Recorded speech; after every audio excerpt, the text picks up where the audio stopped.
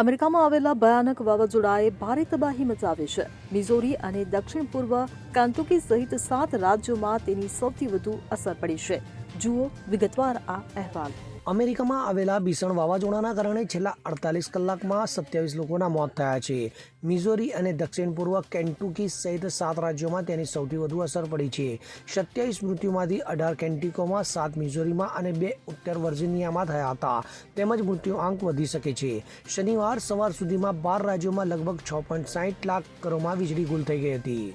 તોફાન દરમિયાન 160 કિલોમીટર પ્રતિ કલાકની ઝડપે પવન ફૂંકાયો હતો. ઘણા ઘરોની છત અને દિવાલો હવામાં ઉડી ગઈ હતી. શહેરો કાટમાળમાં ફેરવાઈ ગયા હતા. હજારો લોકો બેઘર બન્યા છે. હજારો લોકોને રાહત શિબિરોમાં ખસેડવામાં આવ્યા છે. તોફાનની ગતિ વધુ હોવાથી તે એક ભયંકર વાવાઝોડામાં ફેરવાઈ ગયું હતું. આ કારણે આ વિસ્તારોમાં વધુ નુકસાન થયું છે.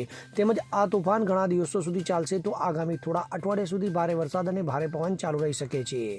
જો કે રાહતની વાત એ છે કે વાવાઝોડા લાવનારી આ સિસ્ટમ હવે નબળી પડી રહી છે, પરંતુ મેક્સિકન સરહદ નજીક વધુ એક ભયંકર વાવાઝોડાની શક્યતા છે, જેના કારણે દક્ષિણ પશ્ચિમ અમેરિકામાં 2 કરોડથી વધુ લોકોને મુશ્કેલીનો સામનો કરવો પડી શકે છે.